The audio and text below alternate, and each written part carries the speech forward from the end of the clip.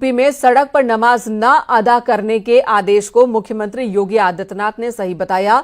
योगी आदित्यनाथ ने कहा कि सड़कें चलने के लिए होती हैं, नमाज पढ़ने के लिए नहीं। उन्होंने ये भी कहा कि इसकी आलोचना करने वालों को हिंदुओं से अनुशासन सीखना चाहिए।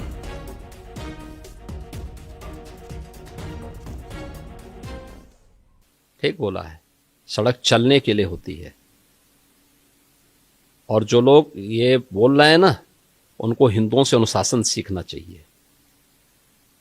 66 करोड़ लोग प्रयागराज में आए, देश की आधी जनता, और 66 करोड़ लोग, कहीं कोई लूटपाट नहीं, कहीं कोई आगजनी नहीं, कहीं कोई छेड़खानी नहीं, कहीं कोई तोड़फोड़ नहीं, कहीं पे कोई अपहरण नहीं।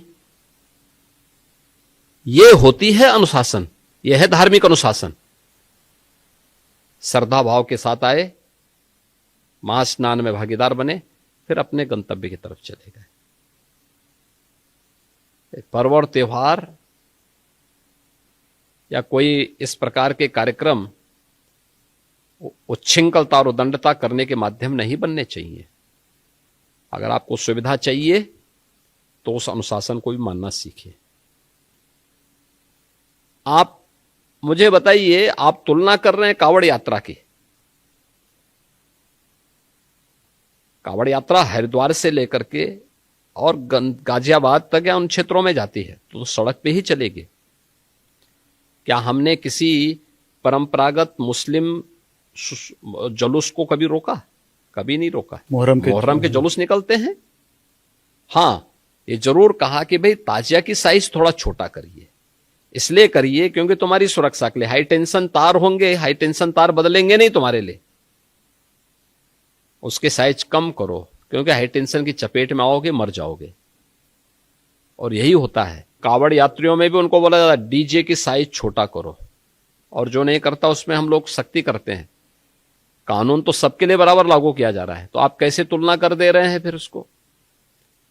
ईद में कौन सा प्रदर्शन करेंगे? आप घंटों सड़क जाम करेंगे नमाज पढ़ने के नाम पे, और नमाज पढ़ने की जगह आपके ईदगाह होगा, आपका मस्जिद होगा, सड़क नहीं हो सकती।